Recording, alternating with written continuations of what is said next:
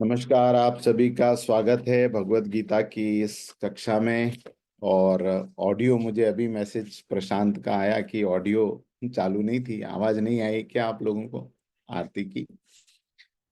Anyways, आ, तो आज के इस गीता की कक्षा को हम प्रारंभ करते हैं। आइए थोड़ी देर भगवान का नाम लें और उनसे प्रार्थना करें कि उनकी सर्वशास्त्रमयी वाणी का जो सार है वो हम समझें और हम अपने जीवन में उतारने की कोशिश करें। कमर सीधी करके बैठें, दोनों हाथों को गोद में रख लें। परम पिता परमात्मा की चेतना के प्रतीक के रूप में भगवान सूर्य का ध्यान करते हुए, मनी मन गायत्री मंत्र बोलते हुए, भगवान से प्रार्थना करते हुए आज के इस सत्र को प्रारंभ करेंगे। ओम भूर्भुवः स्वः तत्सवितुर्वरेण्यं भर्गो देवस्य धीमहि धियो यो नः प्रचोदयात्। हे प्राण स्वरूप, दुख नाशक, सुख स्वरूप, श्रेष्ठ एवं तेजस्वी परमात्मा, हम आपके सुंदर और दिव्य तेज का ध्यान करते हैं, आपके सद्गुणों का वर्ण करते हैं। आप हमारी बुद्धि को सन्मार्ग में प्रेरित करें, आप हमारी बुद्धि को सन्मार्ग में प्रेरित करें।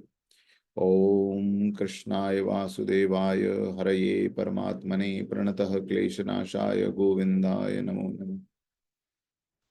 नमोऽस्तु ते व्यास विशाल बुद्धे फुल्लारविन्दायत पत्र नेत्र येन त्वया भारत तैलपूर्ण प्रज्वालितो ज्ञानमय प्रदीप ज्वालितो ज्ञान।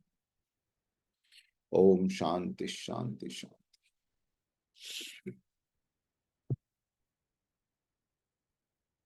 तो गीता की इस कक्षा में हम लोग अभी अध्याय 1 के उस हिस्से में पहुंचे हुए हैं जहां अर्जुन का विषाद अच्छी तरह से हमें नजर आ रहा है ना। जो स्टेट ऑफ कॉन्फ्लिक्ट है, इनर स्टेट ऑफ कॉन्फ्लिक्ट या इनर स्टेट ऑफ डिप्रेशन, ये अब वहां दिखाई देने लगी है जब अर्जुन भगवान कृष्ण से बार बार अनेक प्रकार से तर्क देकर भगवान कृष्ण से ये बात कह रहा है कि इस युद्ध में मुझे बिल्कुल भी कल्याण दिखाई नहीं दे रहा और मेरे आसपास मेरे अपने लोग खड़े हुए हैं। ये चाहे आतताई हों, लेकिन फिर भी मैं इन्हें नहीं मार सकता, क्योंकि गुरु की हत्या करके, मित्र की हत्या करके, संबंधियों की हत्या करके कौन सुखी हुआ है।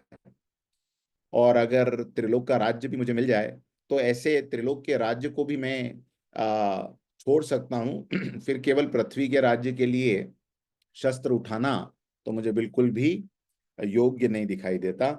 और भगवान केवल सुन रहे हैं, भगवान केवल सुन रहे हैं। और आपको बड़ी आश्चर्य की बात लगेगी कि केवल एक ही लाइन भगवान ने पहले अध्याय में बोली है, और वो भी एक तरह से बोली नहीं है, केवल अर्जुन को इशारा किया है कि देखो सामने तुम्हारे सब भाई बंधु खड़े हैं। और भगवान उसको उस स्टेट में ले जाना चाहते थे जहां से वो ये चेक कर सकें कि अर्जुन वास्तव में अपने कर्तव्य को समझ के लड़ाई करने के लिए उद्यत है, या ये अभी भी उस वीकेंड इमोशन की स्टेट में है जहां पर किसी भी व्यक्ति को अपना सही कार्य क्या करना है जीवन में ये नजर नहीं आता। तो जैसा भगवान का मानना था हुआ भी वही। अर्जुन उस वीकेंड स्टेट में ही है और उसी स्टेट से वो बात कर रहा है। लेकिन जो भी बातें अर्जुन कर रहा है, देखिए हम लोग अगर वीकेंड स्टेट में रहे हैं तो भी हमारी बातें अटपटी होती है, लेकिन अर्जुन अपने आप में जो बातें कह रहा है बड़ी बड़ी सोचने और बड़ी विचारने जैसी बातें हैं। कोई साधारण स्तर पर उन तर्कों को आप सीधे सीधे नकार नहीं सकते। बहुत शास्त्रीय, बहुत वैदिक और बहुत काम की बातें अर्जुन उस समय में भी कह रहा है। इतनी वीकेंड स्टेट में होने के बाद भी अर्जुन कह रहे हैं।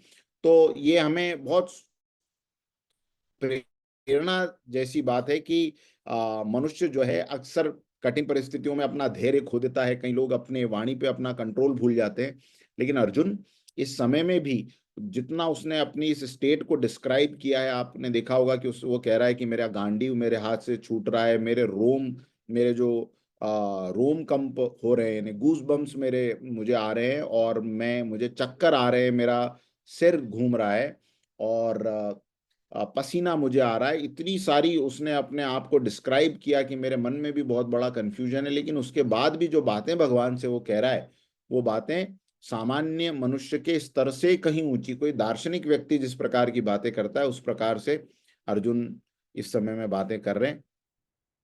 श्लोक नंबर 38 हमने देख लिया था। तो श्लोक नंबर 39 आज हम देखेंगे। 39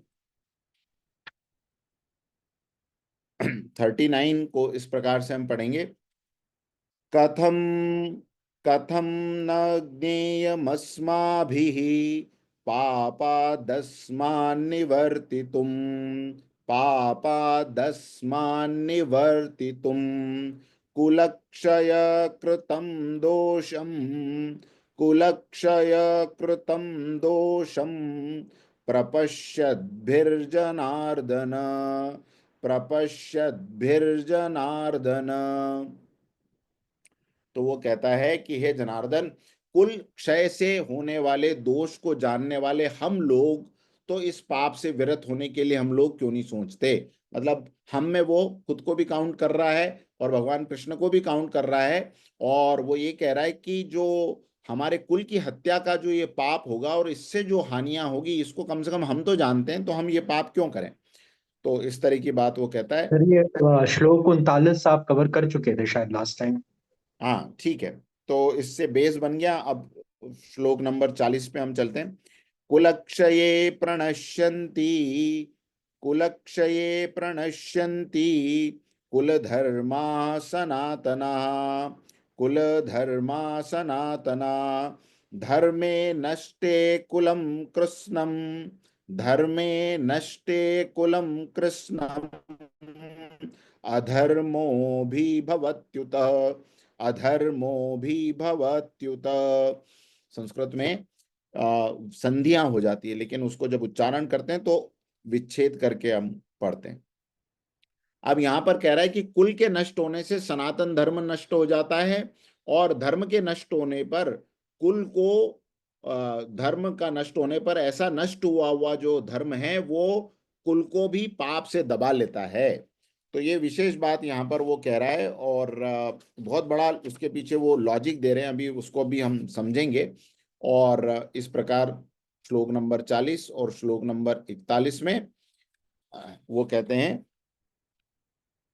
हाँ, अधर्माभिभवात् कृष्ण प्रदुष्यन्ति कुलस्त्रियः स्त्रीषु दुष्टासु वार्ष्णेय जायते वर्ण संकर। तो ये यहाँ पर कह रहे हैं कि पाप के अधिक बढ़ जाने से कुल की स्त्रियां दूषित हो जाती है, और भगवान कृष्ण को वार्ष्णेय कह रहे हैं। वार्ष्णेय स्त्रियों के दूषित हो जाने पर क्या होता है, वर्ण संकर संतानें उत्पन्न होने लग जाती है। और ऐसी वर्ण संकर संतानें जो है वो क्या करती है, उसको आगे बता रहे हैं। ये सब एक साथ एक ही कार्य के परिणाम हैं, तो इसलिए सबको एक साथ हम समझ लेंगे आज। फिर वो कह रहे हैं, संकरो नरकायेव कुलज्ञानां कुलस्य च पतन्ति पितरो येषां लुप्तपिंडोदक क्रिया। ऐसे कुल वर्ण संकर पैदा हो जाने से क्या होता है, ये वर्ण संकर कुल घाती बन जाते हैं और कुल को नरक में ले जाने के कारण बनते हैं। और इस प्रकार के वर्ण संकर पिंड उदक क्रिया यानी तर्पण श्राद्ध इत्यादि क्रियाएं भी नहीं करते। इससे उनके पितर जो है वो नरक में गिर जाते हैं। और फिर क्या होता है, आखिरी कॉन्सिक्वेंस बता रहा है, दोषे रेते कुलज्ञानाम वर्ण संकर कारके उत्साद्यन्ते जाति धर्मः कुल धर्माश्च शाश्वतः उत्साद्यन्ते जाति धर्मः कुल धर्माश्च शाश्वता। फिर इन वर्ण संकर दोषों से सनातन कुल धर्म और जाति धर्म सब नष्ट हो जाते हैं। तो कुल मिला के अगर आप समझेंगे तो इस श्लोक नंबर 39 से जो वो बातें शुरू कर रहा है कि भाई हम तो कुल क्षय के पाप को समझते हैं, और अगर हम फिर भी आगे बढ़े तो क्या होगा, फिर भी आगे बढ़े तो हमारा कुल का नाश होने से वर्ण संकर संतानें पैदा होगी, कुल की स्त्रियां जो है वो दूषित हो जाएगी। इस प्रकार दूषित स्त्रियों से फिर जिस प्रकार की संतानें उत्पन्न होगी वो कुल घाती होगी। कुल घाती संतानों की वजह से हमारे जो पितर हैं, हमारे पूर्वज जो हैं, उनकी पूजाएं, तर्पण इत्यादि क्रियाएं नष्ट हो जाएगी, कुल के मूल धर्म नष्ट हो जाएंगे, और इस प्रकार वो नरक में, हमारे पितृ जो हैं वो नरक में अधोगति को प्राप्त हो जाएंगे, और आगे चलकर इसी प्रकार पूरे के पूरे सनातन धर्म के संस्कार नष्ट होते चले जाएंगे। तो क्या करना चाहिए? क्या इस प्रकार का मूल्य हमें, हम चुकाने के लिए तैयार हैं? भगवान से वो पूछता है, खुद वो सरेंडर ऑलरेडी कर चुका है कि मैं इस प्रकार का मूल्य बिल्कुल नहीं चुकाना चाहता, क्योंकि मुझे इस पूरी की पूरी युद्ध की पृष्ठभूमि में केवल अकल्याण अभी भी, वर्तमान में भी और भविष्य का भी नजर आ रहा है। तो दोस्तों यहाँ पर दो तीन चीजें बड़ी अच्छी है समझने जैसी। पहली बात जो हम लोगों को लाइफ में समझनी चाहिए वो ये, और मैंने बात कहीं बहुत अच्छी तरह पढ़ी थी, कि अगर आपको किसी भी काम को करने में, ये काम मुझे करना चाहिए या नहीं करना चाहिए, इसका निर्णय लेना हो, तो आपको उस काम को करने या ना करने के पहले बहुत सारे प्रश्न करने चाहिए। पहला प्रश्न ये करना चाहिए कि ये काम भविष्य में मुझे किस प्रकार के परिणाम देगा। अगर इस काम को मैं लगातार करता चलता हूं तो भविष्य में क्या परिणाम आएंगे, वो भविष्य के परिणाम मेरे लिए और मेरे समाज के लिए सुखद होंगे या दुखद होंगे। जब आप केवल इस एक प्रश्न को अपने कार्य के सामने लाके कोई कार्य करने का निर्णय लेंगे, तो आपको बहुत सारी क्लैरिटी मिल जाएगी कि ये काम मुझे करना चाहिए या नहीं करना चाहिए। जैसे कोई व्यक्ति ये कहे कि अभी मैं बहुत स्ट्रेस में हूं और इस स्ट्रेस को दूर करने के लिए मैं थोड़ी सी सिगरेट पी लेता हूं, तो ठीक है, अभी का स्ट्रेस दूर करने के लिए उसने एक कार्य करने का निर्णय लिया। लेकिन उस समय में अगर वो ये पूछे कि इस कार्य को करने से और लगातार करते रहने से मेरे सामने भविष्य में क्या परिणाम आएंगे, और अगर उसको नजर आए कि अभी का तो चलो स्ट्रेस दूर हो रहा है, लेकिन इसकी नंबर 1 मुझे आदत पड़ जाएगी, दूसरा नंबर 2 मेरा शरीर का स्वास्थ्य खराब होगा, और तीसरा हो सकता है भविष्य में इसके बड़े खतरनाक परिणाम मेरे सामने आए। तो दूर की दृष्टि, जिसको हम कहते हैं ना यार, तेरे पास दूर की भी दृष्टि होनी चाहिए। तूने एकदम अभी तात्कालिक लाभ को देखा, लेकिन आगे का तूने लाभ क्यों नहीं देखा? तो ये दूर की दृष्टि। अर्जुन केवल इस समय मेरे गुरु की हत्या हो जाएगी या मेरे भाई बंधुओं की हत्या हो जाएगी, वो केवल ये बात नहीं कर रहा, वो उसके आगे भी भगवान से बात कर रहा है कि फ्यूचर में क्या हो जाएगा, और फ्यूचर में जो कुछ होगा, भगवान क्या हम इस रिजल्ट को एक्सेप्ट करने के लिए तैयार हैं? तो जो इतना ज्यादा, जिसको कहते हैं डिप्रेसिव स्टेट में है, उसके बाद भी वो कितनी दूर की सोच रहा है, भविष्य की सोच रहा है, वर्तमान की भी चिंता कर रहा है और आगे भविष्य की भी चिंता कर रहा है। तो इस पूरी जो घटनाक्रम है, इससे पहला तो हमें ये सीख लेनी चाहिए कि अर्जुन की तरह हर कार्य को करने में जहां आपको कंफ्यूजन है, एक अंदर से भगवान स्वयं प्रेरणा कर देते हैं कि नहीं, ये कार्य बिल्कुल अच्छा है, करना चाहिए, तो यानी मन भी एक है, तन भी एक है, आगे बढ़ गए, उसमें तो अंदर उत्साह प्रकट होता है। लेकिन कुछ कार्य ऐसे होते हैं जिसमें भगवान अंदर से आपको प्रेरणा देते हैं कि ये कार्य ठीक नहीं है। ऐसे में एक काम और कर लिया जाए, बुद्धि को भी उस मन में जोड़ लिया जाए और सोचा जाए कि ये काम भविष्य में मुझे क्या परिणाम देगा। जैसे कोई सेविंग के बारे में सोचे, तो अभी 10 रुपए की, 20 रुपए की या 1000 रुपए की सेविंग करेगा तो अभी नजर नहीं आएगा। लेकिन अगर वो इसके बारे में सोचे कि अगर मैं 1000 रुपए की सेविंग हर महीने करूंगा और एक ऐसे इंस्ट्रूमेंट में डाल दूंगा जहां से मुझे कंपाउंड इंटरेस्ट बनना शुरू हो जाए, तो फिर भविष्य के परिणामों को देखकर उसको और क्लैरिटी आ जाएगी, है ना। जैसे गौरव जी ने उस सेशन में हमें सबको सिखाया था कि कंपाउंडिंग इंटरेस्ट में अभी आपको 1 रुपया दें, उसके अगले दिन उसका दुगना दे दें, उसके अगले दिन उसका दुगना दे दें, तो उस 1 रुपए से आप अरबपति बन सकते हैं। यही बात हमें ये समझनी है इस फील्ड में, कि कोई भी कार्य हम करें तो उसको दो तरीके से सोचें, वर्तमान में क्या परिणाम आ रहे हैं और भविष्य में इसके क्या रिजल्ट्स होंगे, दोनों तरीके से उसको सोचें। अब ये तो मेन बात हो गई। अब जो अर्जुन यहाँ पर बात कर रहा है, ये सारी दोष दृष्टियों से उसने हमें अब परिचित करवा दिया था। श्लोक नंबर 40 में वो कह रहा है कि कुल के नाश से क्या होता है, जो कुल धर्म है वो नष्ट हो जाते हैं। उसमें वो सनातन भी कह रहा है, सनातन धर्म तो सनातन का तो नाम ही ये है कि न इसका आदि है न अंत है। तो सनातन तो नष्ट कभी नहीं हो सकता, सनातन न कहीं से प्रारंभ होता है और न कहीं अंत होता है, इसलिए तो उसका नाम सनातन है। लेकिन वो क्या कह रहा है कि जो हमारे कुल धर्म बहुत पुराने चले आ रहे हैं, सनातन का एक अर्थ इसमें वो जो जो ले रहा है, वो बहुत पुराने समय से जो हमारे कुल धर्म चले आ रहे हैं, ये सब क्या हो जाएंगे, नष्ट हो जाएंगे। कुल के नाश से डेफिनेटली कुल के धर्म नष्ट हो जाएंगे।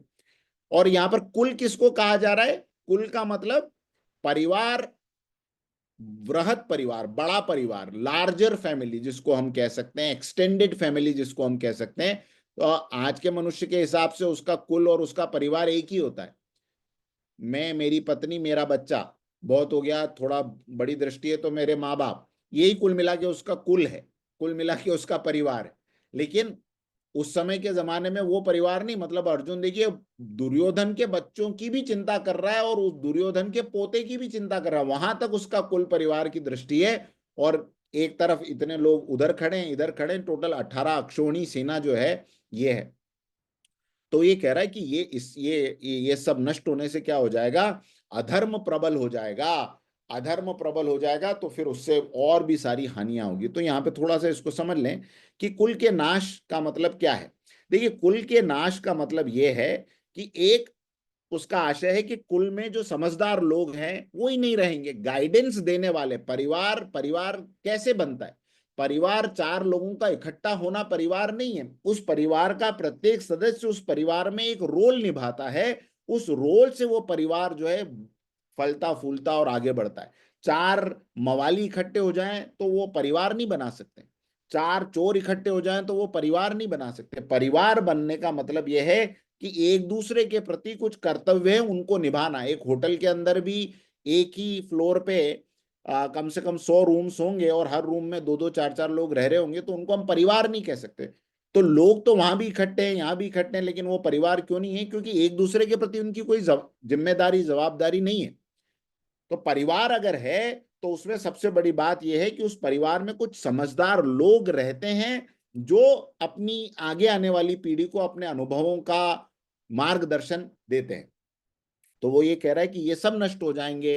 पितामह भीष्म जो अब तक हमें समझदारी सिखाते आए हैं, आचार्य द्रोण, कृपाचार्य, युधिष्ठिर, अपने तरफ भी तो गिन रहा है। कभी ऐसा भी तो हो सकता है युद्ध का परिणाम कि इधर वाले भी नष्ट हो जाएं, और डेफिनेटली दोनों जगह हानियां होगी।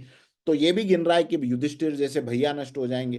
तो सब जगह उसको हानि दिखाई दे रही। तो पहली बात, कुल के नाश का मतलब कुल के समझदार लोगों का न रहना अथवा तो उनका दूर हो जाना। आज के समय में कुल नाश मैं ये नहीं देखता इस तरीके से कि समझदार लोग परिवार से के नष्ट हो गए, लेकिन दूर चले गए। अब मैं देख रहा हूं कि आजकल ऐसी फैमिलीज हैं जहां पे माता पिता या दादा दादी कहीं और रह रहे हैं, बच्चे किसी और सिटी में रह रहे हैं, और बहुत कम एक्सपोजर है छोटे बच्चों को, यानी ग्रैंड सन्स को अपने ग्रैंड फादर से या अपने ग्रैंड पेरेंट्स से मिलने का।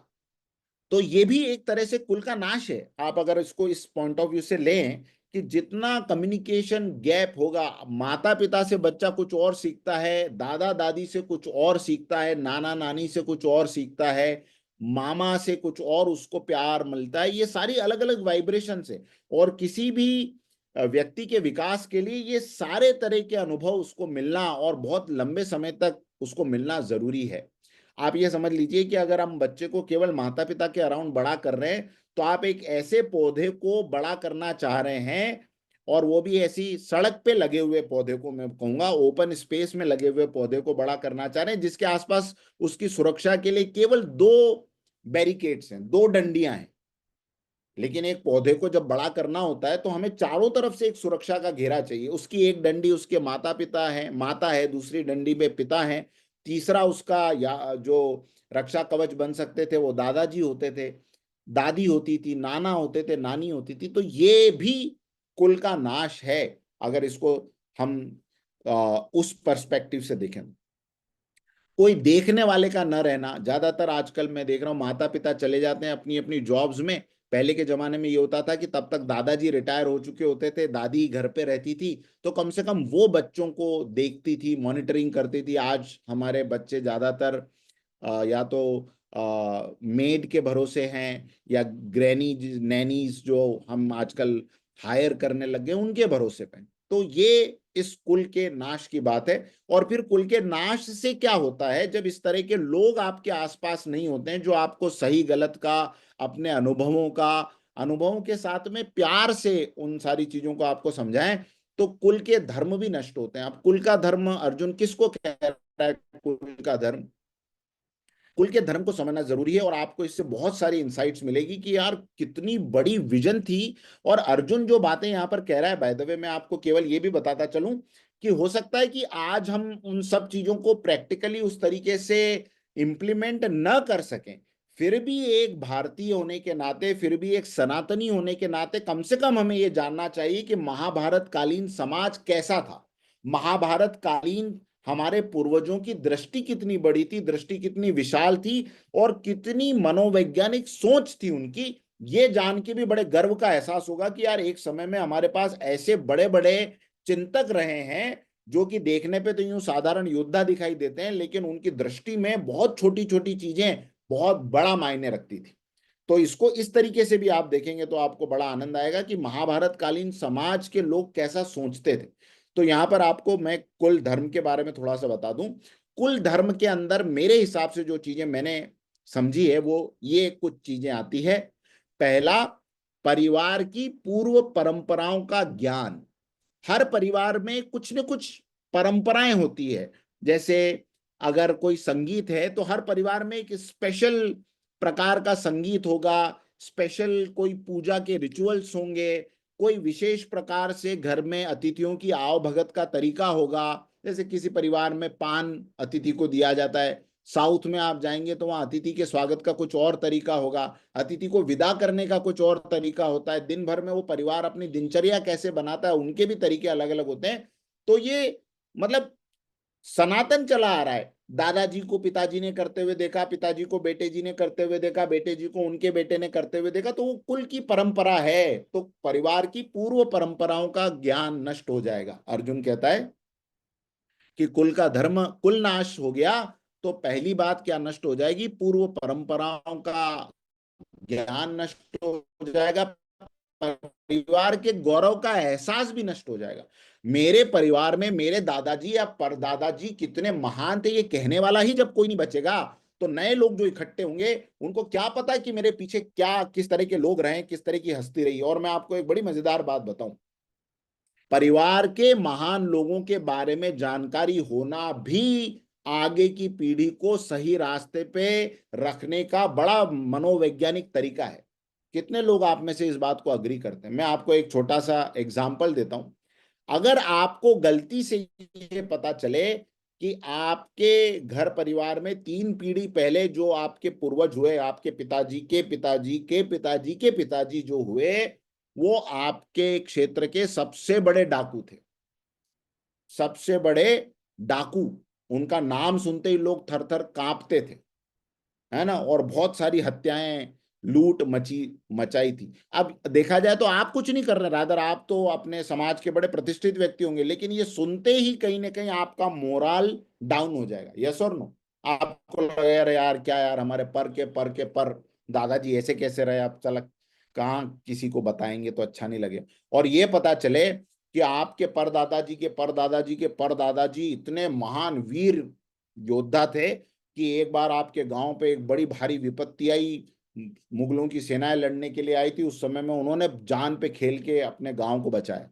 अब अब आप भले ही लाठी भी ठीक से नहीं चला पा रहे हो, लेकिन आपके दादाजी के दादाजी के दादाजी ने ये किया, ये सोच के आपके अंदर जो कुल का गौरव आएगा वो अलग होगा। मैंने ये बात देखी जब हमारे दोस्त लोग स्कूल में 11वीं 12वीं में कुछ गलत काम कभी कर लेते थे और पकड़ा जाते थे, तो पकड़ने वाला थप्पड़ मारते हुए ये कहता था, आचार्य जी का लड़का होके ऐसे कर रहा है, थप्पड़ दीजिए, आचार्य जी का लड़का होके। अब आचार्य जी का मैं कर रहा हूं, मेरे पिताजी को कहां बीच में लाए? लेकिन कुल के गौरव का, अरे अरे आपको पता है आपके दादाजी कौन है और आप ये क्या हरकत कर रहे हो? तो कुल के गौरव का ज्ञान रहने से भी नई पीढ़ियां जो है वो सही रास्ते पे चलती है। जब कुल के गौरव का ज्ञान नहीं रहेगा, ये बीच का लिंक टूट गया, तो कौन बताएगा कि हमारे पूर्वज कैसे थे। तो इससे एक बात और समझ में आती है कि हमें अपने पूर्वजों के बारे में अपने नए बच्चों को जरूर बताना चाहिए। आप लोग बताते हैं अपने पूर्वजों के बारे में अपनी नई पीढ़ी को? कभी आप लोग बताते हैं? कितने लोग बताते हैं? जरा हाथ ऊंचा करके बताओ कि बेटा हमारे पापा ऐसे थे और तुम्हारे दादाजी ऐसे थे।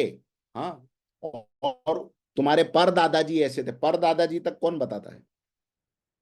सर, पर दादाजी का तो नाम हमें ही नहीं पता, तो हम कैसे बताएंगे, है ना? इसलिए भी देखिए, ये कुल कुल धर्म नष्ट होने के कुछ कुछ परिणाम हम अपने आसपास अभी देखेंगे। आज बहुत बढ़िया मजेदार चर्चाएं होगी। तो पहली बात तो ये जरूर करें कि अपने कम से कम बच्चे के दादाजी से बच्चे का परिचय बचपन में कराएं। बच्चे की दादी से, बच्चे के नाना से, बच्चे की नानी से, और उनके गुणों से। ये उम्र जो है, मैं आपको उम्र भी बता देता हूं, इसकी सही उम्र जो है वो लगभग 4 5 6 साल के आसपास। आप 10 11 12 साल के बच्चे को आप सोचें कि अब मैं बिठाऊं और पूर्वजों की चिट्ठी खोलूं और कहेगा यार पापा अभी मेरा कार्टून चल रहा है, वो चलने तो कहाँ, ये पूर्वजों को लेकर बैठ गए। तो ये तो बात तब होगी जब आप उसके साथ लेटे हुए हैं बिस्तर पे, वो भी रिसेप्टिव मूड में है।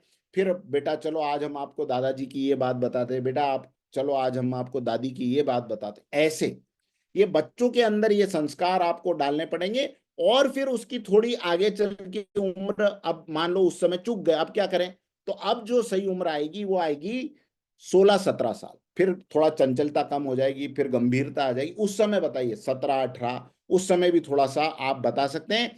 बीच बीच में इसके अवसर कब आएंगे? इसके अवसर आएंगे पितृपक्ष में। आप लिख लीजिए, पितृपक्ष 15 दिन का जो समय भारतीय संस्कृति ने निश्चित किया है, अभी गर्मी के दिनों में आएगा।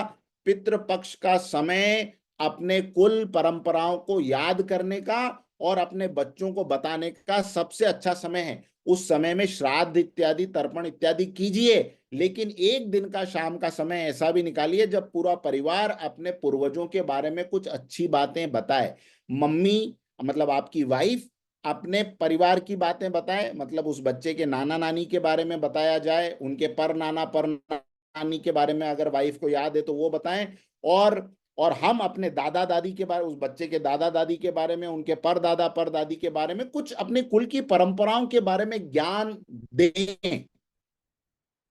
मैं आपको एक छोटा सा एग्जांपल देके आगे बढ़ जाऊंगा। मैं जिस क्षेत्र से आता हूं वो क्षेत्र है रतलाम। छोटा सा एक जंक्शन है, रेलवे के लिए और सेव और इत्यादि के लिए फेमस है। तो मैं जब 11 12 साल का हुआ तो मुझे ऐसा लगता था यार मैं कहाँ पैदा हुआ, ये रतलाम, न कोई इसकी कुछ, इसके बारे में कोई बड़ा नाम भी नहीं है ये। और ये जो है गलत जगह पैदा हो गया। मतलब एक कंपटीशन रहता था। कुछ दोस्त ऐसे भी मिले थे जो कहीं जम्मू कश्मीर से है, कोई कहीं कहीं गुजरात से है, तो ऐसा लगता है यार वहां पैदा होने वाले क्या, ये बोलने में भी मैं शिमला से हूँ और मैं हरिद्वार से हूँ लगता है, और मैं रतलाम रतलाम। फिर मैंने कहा यार कुछ तो, भारत का कोई भी भूभाग ऐसा नहीं जहाँ कोई हिस्ट्री ना हो। तो मैंने रतलाम के बारे में पढ़ना शुरू किया और मुझे ऐसी ऐसी बातें पता चली रतलाम के बारे में। रतलाम जो है वो रत्न ललाम उसका पुराना नाम था। पहले तो ये पता चला, अच्छा रतलाम, रत्न ललाम, रत्नों से भरी हुई जो जगह थी उसको रतलाम कहते थे। फिर पता चला कि इसके जो राजा थे, राजा रतन सिंह, ये अकबर के दरबार में गए हुए थे और वहां पर एक हाथी जो था वो, जिसको कहते हैं शराब पी के, वो अकबर का काम था कि वो हाथियों को जो है मैदान में उतार दिया करता था। और वो हाथी इतना ज्यादा मदमस्त हो चुका था कि वो बहुत लोगों को उसने उस खेल में मार दिया। अब किसी की हिम्मत नहीं हो रही थी कि वो उस हाथी को कंट्रोल करें, और अकबर भी परेशान कि अब ये करें तो क्या करें। और तब महाराजा रतन सिंह उतरते हैं उस मैदान में और अकेले वो उस हाथी को जो है वो परास्त करते हैं, मार देते हैं, और अकबर उनको उनकी वीरता के पुरस्कार के रूप में वो रतलाम की जागीर देता है। तो अब ये पता चला, तो अब वो गौरव अलग आया। यार मैं किस देश में हूँ, किस किस जन्मभूमि पे मेरा जन्म हुआ जहाँ ऐसे महाराजा रतन सिंह जैसे वीर पैदा हुए। मेरा और रतन सिंह जी का कोई रिलेशन नहीं, जाति धर्म भी अलग अलग इत्यादि सब, लेकिन एक जुड़ाव। अब ये बात जब मैं अपने लड़के को बताता हूं तो उसको भी बड़ा गौरव का अनुभव होता है। उसको लगता है यार हम कितनी अच्छी जगह से आए। तो कहीं ना कहीं कोशिश करें, इस बात को शामिल करें अपने परिवार के गौरव का एहसास बच्चों को करवाएं। अच्छा, कुल धर्म से खान पान की मर्यादा भी पता चलती। बेटा हमारे घर में हमारे पूर्वज कभी ये चीज नहीं खाते थे, बेटा अपने परिवार में किसी ने इस तरह की चीज को कभी हाथ नहीं लगाया। तो ये बात उस बच्चे के दिमाग में, नई पीढ़ी के दिमाग में एक असर करेगी। अब कुल ही नष्ट हो गए, अरे कहीं पहुंच गए, कोई क्या खा रहा है, कोई क्या पी रहा है, मैंने मतलब क्या बताऊं अब इस पे। पर खान पान की मर्यादा को भी कुल धर्म माना गया है। और सबसे बड़ी बात अर्जुन जिसके लिए चिंतित है वो है कि कुल नष्ट हो जाने से कुल की जो गोत्र परंपरा है ये नष्ट हो जाएगी। और ये गोत्र के बारे में हम अक्सर सुनते रहते हैं, जब भी हम पूजा करते हैं तो पंडित जी कहते हैं अपना अपना नाम बोलिए, फिर अपने गोत्र का नाम बोलिए, और फिर हम अपनी पत्नी को देखते हैं, तू बता क्या है गोत्र का नाम, पत्नी बोले तुम्हारा गोत्र है तुम जानो, मेरा तो बचपन वाला जो था वो मुझे पता है। हाँ, और फिर दोनों ही कंफ्यूज रहते तो पंडित जी कहते चलो कोई बात नहीं, कश्यप गोत्र बोल दो, नारायण गोत्र बोल दो, इत्यादि भगवान का नाम ले लो। लेकिन गोत्र की परंपरा के बारे में मैं थोड़ी सी कुछ बातें यहाँ पे आपको बता दूं कि ये कुल धर्म और गोत्र की परंपरा कितनी वैज्ञानिक और कितनी जरूरी है आज के समाज में। देखिए इसको वैज्ञानिक रीति से अगर हम समझेंगे तो जो हमारा ह्यूमन बॉडी है ना, इसकी सबसे छोटी यूनिट है सेल, है ना। बॉडी के अंदर एक कोशिका होती है, ऐसी अनेकों अरबों खरबों कोशिकाओं से हमारा ये पूरा शरीर बना है। तो सबसे छोटी यूनिट इसकी है ह्यूमन की, ह्यूमन सेल। अब ये जो सेल्स होते हैं दोस्तों, इसके अंदर क्या होता है ये मैं थोड़ा सा आपको समझा दूं। हर सेल के अंदर क्रोमोसोम्स होते हैं। क्रोमोसोम्स क्या होते हैं? क्रोमोसोम्स बेसिकली एक स्टोरेज यूनिट है जिसमें जेनेटिक इंफॉर्मेशन स्टोर रहती है। तो अभी आप ये समझिए कि ये जो 23 क्रोमोसोम एक ह्यूमन सेल के अंदर रहते हैं, और 23 पेयर, है ना। और हर पेयर के अंदर एक माता का क्रोमोसोम आता है और एक पिता का क्रोमोसोम आता है। तो टोटल मिला के 46 क्रोमोसोम्स का एक मानव कोशिका बनती है। अब खेल इसमें यह है गोत्र से ये कैसे कनेक्टेड है। ये जो क्रोमोसोम्स होते हैं इससे हमारे शरीर की बनावट, हमारा बाल, आंखें, रंग, व्यवहार भी जेनेटिकली तय होता है। इसमें बड़ी मजेदार बात यह है कि जो ये 23 पेयर्स होते हैं इसमें 22 पेयर्स तो एक जैसे होते हैं। 22 पेयर आउट ऑफ 23 एक जैसे होते हैं, जिनको हम ऑटोसोम्स कहते हैं। अब ये ऑटोसोम्स क्या है? बेसिकली जैसे एक पेयर के अंदर माता का एक्स क्रोमोसोम है तो फादर का भी एक्स क्रोमोसोम है, तो वो एक्स एक्स क्रोमोसोम बन जाता है। तो इस तरह से 22 तो एक जैसे होते हैं। 23rd क्रोमोसोम जो है वो एक्स और वाई के कॉम्बिनेशन में बनता है, जिसको हम हमारा जेंडर डिफाइन करने वाला क्रोमोसोम कहते हैं। इससे डिफाइन होता है कि हम पुरुष बन रहे हैं या हम महिला बन रहे हैं। तो एक्स और वाई क्रोमोसोम, जो महिलाओं का विशेष गुण एक्स कैरी करता है, पुरुषों का वाई कैरी करता है, अगर एक्स एक्स बना इसमें भी 23rd में भी, तो वो स्त्री शरीर हो जाएगा। एक्स वाई बन गया तो वो पुरुष शरीर हो जाएगा। तो ये थोड़ा सा क्रोमोसोम की आपको मैंने इंफॉर्मेशन दे दी कि जेनेटिक कोड को स्टोर करने का काम। और बेसिकली उसमें जो 23rd क्रोमोसोम है उसके अंदर ये एक्स एक्स या एक्स वाई क्रोमोसोम्स जो हैं जेंडर डिसाइड कर देते हैं। अब यहाँ पे क्या होता है, क्रोमोसोम की कैलकुलेशन में अगर अपन जाएं तो जो ये वाई क्रोमोसोम है ना, ये पुरुषों से पुरुषों में ट्रांसफर होता है। यानी अगर एक्स वाई बना तो पैदा होने वाला जो संतान है वो लड़का होगा, और लड़के के अंदर जो वाई क्रोमोसोम आया वो उसके पिताजी से के वाई क्रोमोसोम से आया। उस पिताजी के अंदर कहां से आया? उसके पिताजी के वाई से आया, उनके अंदर उनके वाई से आया। तो ये पुरुषों से पिता पुत्र प्रपुत्र इस तरीके से ट्रांसफर होता रहता है। एक्स क्रोमोसोम, जैसे मैंने कहा कि माता का भी एक्स क्रोमोसोम है, पिताजी का भी एक्स क्रोमोसोम है, तो एक्स एक्स क्रोमोसोम जो है वो माता से भी प्राप्त होता है, पिता से भी प्राप्त होता है। इसलिए वंश के इतिहास को सही तरीके से ट्रैक करना हो तो एक्स से नहीं कर सकते, क्योंकि वो तो माता से भी मिल रहा है, पिता से भी मिल रहा है, वो कोई यूनिक सिग्नेचर नहीं है। Unique signature is this Y chromosome which comes only from a father, from a male to a male। तो अगर ट्रैकिंग करनी है किसी भी वंश के इतिहास की तो आपको ये वाई वाई के सहारे चलना पड़ेगा। इसलिए हमारी जो गोत्र व्यवस्था है आप देखेंगे तो गोत्र में जब हम गोत्र बोलते हैं तो किसी मेल का नाम बोलते हैं। वो मेल ऋषि भी हो सकते हैं, सप्त ऋषियों में से ज्यादातर गोत्र जो है वो सप्त ऋषियों के गोत्र हैं, पर आप देखेंगे किसी स्त्री का गोत्र भी पुरुष का गोत्र होता है ना, महिलाएं भी कहेगी तो उसका गोत्र जो कहेगी वो पुरुष का गोत्र होगा। तो इसलिए पितृ पितृ सत्तात्मक या पुरुष वंशीय जो हमारी गोत्र व्यवस्था बनाई गई। अब यहां पर थोड़ा खेल शुरू होता है, जिसकी वजह से गोत्र की व्यवस्थाओं को इतना ज्यादा मायने हमारी संस्कृति में दिए गए कि ये जो क्रोमोसोम्स है ना दोस्तों, इनकी एक समस्या है। क्या समस्या है? ये अपने साथ जेनेटिक रिकॉर्ड लेकर एक जनरेशन से दूसरी जनरेशन तक आते हैं, दूसरी से तीसरी, और आप ये समझ लीजिए करोड़ों सालों से ये इसी तरीके से क्रोमोसोम्स जेनेटिक इंफॉर्मेशन लेकर आ रहे हैं। लेकिन कभी कभी इन क्रोमोसोम्स में आगे ट्रांसफर होते होते due to various other conditions, due to food, due to environmental factor and various other conditions, कहीं कहीं क्रोमोसोम्स में कोई एरर्स आ जाती हैं, जिसको मेडिकल फील्ड म्यूटेशन कहता है या जेनेटिक एरर कहता है। तो ये जो जेनेटिक एरर्स हैं उसमें क्या होता है, इसको थोड़ा सा आप, थोड़ा टेक्निकल है इसलिए ध्यान से समझिएगा।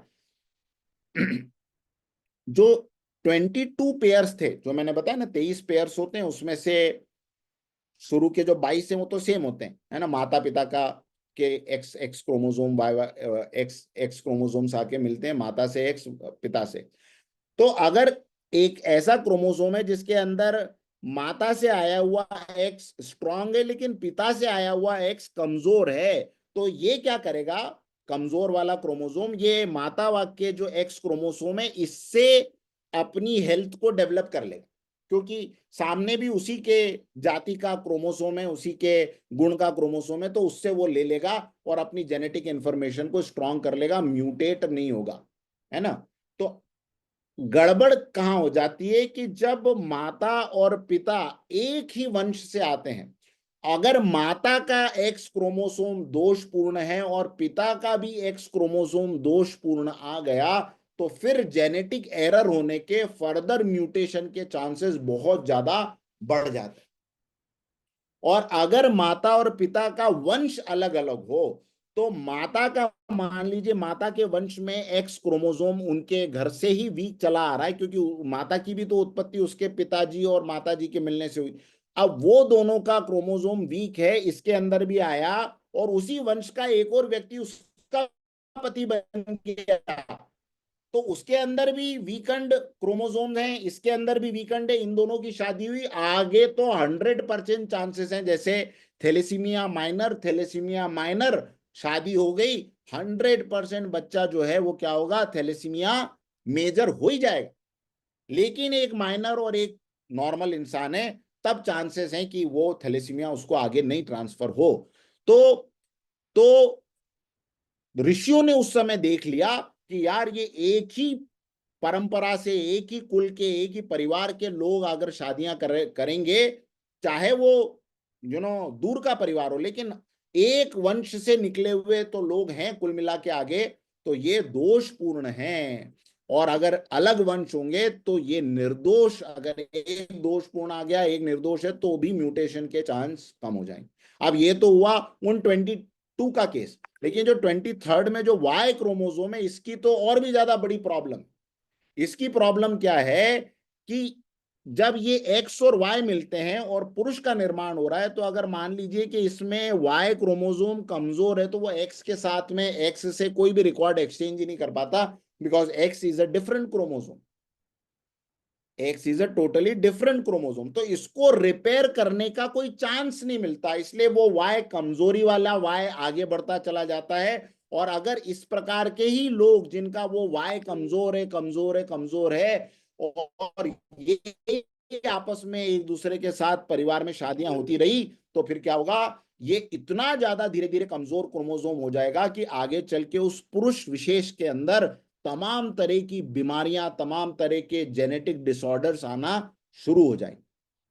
तो ये इसके लिए एक ऐसी व्यवस्था बना दी गई कि बिल्कुल दो भिन्न गोत्रों में, जिनके बहुत लंबे समय तक कहीं कोई सम्मिलन नहीं हुआ हो, जिनके वंश का एक्सचेंज, उस गोत्र में शादियां होती थी। तो ये गोत्र का विज्ञान था। इसको लेके काफी और डिटेल में भी मैं आगे चल के बात कर सकता हूं, लेकिन अभी कुल मिला के ये समझना जरूरी है कि जो गोत्र है ये इन परंपराओं की रक्षा करते थे। अब ये भिन्न गोत्र के और क्या फायदे थे? जब क्रोमोसोम्स दो अलग अलग धाराओं से आ रहे हैं, अभी जैसे कुंभ हो रहा है, तो आप देखेंगे कि कुंभ में फायदा क्या है कि गंगा और यमुना और नीचे सरस्वती, ये तीन आके मिल गई, तो फिर अब वैसे ही तीनों पवित्र नदियां और उस पर से एक साथ आके एक जगह पे मिल गई, तो और ज्यादा उसका महत्व बढ़ गया। इसी तरह दो अलग अलग गोत्रों से आई हुई जो माता पिता की संतान है, उनके क्रोमोसोम्स बहुत ज्यादा उर्वर, जिसको जेनेटिक डाइवर्सिटी कहते हैं, वो होती। बाद में ये चीज केवल इंसानों पे नहीं, पशुओं पे भी देखा पाया गया।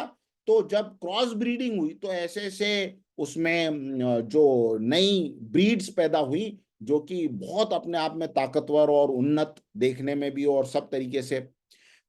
फसलों में भी अगर आप कोई एग्रीकल्चरल साइंटिस्ट हो तो उससे पूछें तो वो तो कहेगा साहब एक ही जमीन पे बिल्कुल भी एक ही तरह की खेती नहीं होनी चाहिए, बदल बदल के लगाओ। एक ही तरीके की फसल लगाते चले गए तो थोड़े सालों में वो फसल कमजोर होने लग जाएगी, इसलिए बदलो, दूसरे टाइप की फसल, दूसरे टाइप के बीज। तो ये तो सारे भौतिक बातें हो गई, लेकिन गोत्र परंपरा के आध्यात्मिक लाभ भी हैं। पहली जो बात है गोत्र परंपरा की, कि एक तो ये सप्त ऋषियों से जुड़े हुए गोत्र हैं। जब हम संकल्प लेते हैं तो हम कहते हैं कि मैं जमदग्नि गोत्र से हूं, मैं शांडिल्य गोत्र से हूं, मैं वशिष्ठ गोत्र से हूं, तो कम से कम एक बात तो पता चलती है कि यार मैं मेरे परदादा जी के ऊपर किसी और के नाम नहीं जानता, लेकिन मेरे परम परदादा जो थे उनका नाम ये था, ये महान ऋषि, सप्त ऋषि, जिनके नाम से हम सनातन धर्म में अनेक कार्य करते हैं, ये मेरे गोत्र के मुख्य ऋषि हुए, यहां से मेरी परंपरा। और सारे ऋषि गृहस्थ हुए, बाय द वे ब्रह्मचारी होते तो फिर उनका गोत्र कैसे चलता? तो इस परंपरा से हम चल रहे, पहला। दूसरा, वेद जो है मुख्य रूप से देखा जाए तो चार भागों में विभाजित किया, लेकिन मूल वेद एक थे। अब मैंने एक बार बीच में बताया था आपको किसी सत्र में कि उन वेदों को आगे की पीढ़ी को पहुंचाए कौन और कैसे पहुंचाए, क्योंकि कागज तो थे नहीं। तो याद कर करके पहुंचाना, आप किसी को चारों वेदों के मंत्र याद करने के लिए कह दें तो वो 1-1.25 लाख के ऊपर निकल जाएंगे, तो कौन याद रखे? तो फिर उनको चार भागों में बांटा। फिर उन चार भागों को भी जब आगे चल के याद करना कठिन हो गया, तो आगे चल के उनको अनेकों शाखाओं में बांट दिया। फिर उन शाखाओं को अलग अलग गोत्रों को दे दिया कि यार इस शाखा की और इस वेद की जिम्मेदारी आपके गोत्र की है। कम से कम और चारों वेदों को याद न कर सको तो अपने मूल एक वेद को और उसकी किसी एक शाखा को, यानी किसी एक चैप्टर। जैसे फॉर एग्जाम्पल अगर मैं अभी आप लोगों को कहूं कि आप सबको गीता के सारे 18 अध्याय याद करके अपनी अगली पीढ़ी को सुनाने, आप लोगों के लिए बड़ा बड़ा डिफिकल्ट हो जाएगा। लेकिन मैं आपको कहूं कि दर्शन जी की जिम्मेदारी है अध्याय 1 को याद करना, डॉक्टर प्रवीण कुमार झा की जिम्मेदारी अध्याय 2 को याद करना, गौरव जी अध्याय 3 की जिम्मेदारी ले लें, अब थोड़ा आसान है। फिर उसमें भी मैं ये कहूं कि अध्याय 1 के एक श्लोक को याद करने की जिम्मेदारी डॉक्टर दिनेश की है, अध्याय 1 के दूसरे श्लोक की जिम्मेदारी अगम जी की है। अब तो और आसान हो गया, इतना तो हम कर ही लेंगे कि इस एक श्लोक को याद करके अपनी नई जनरेशन को हम पहुंचा पाए। इस व्यवस्था के तहत ये गोत्र का निर्माण हुआ था। तो गोत्र को क्या जिम्मेदारी दे दी जाती थी? एक वेद आप ले लीजिए, इस वेद की ये वाली शाखा, यानी उसका एक यूनिट, और उस शाखा के अंदर भी उसका एक सूक्त, ये कम से कम आपको याद रखना है। जैसे जब मुझे ये सब जानकारी मिली तो मैं बड़ा इसमें आश्चर्य में था कि इतना बड़ा इसके पीछे विज्ञान है। तो कम से कम मेरे गोत्र को कौन सा वेद मिला था, मेरे गोत्र को कौन सी शाखा की सुरक्षित रखने की जिम्मेदारी मिली थी, कौन सी ब्रांच उस वेद की जो मेरे गोत्र के जिम्मे आई थी, और उसका भी कौन सा एक मंत्र, कौन सा एक सूक्त मेरे जिम्मे आया था, कम से कम ये तो पता करूं।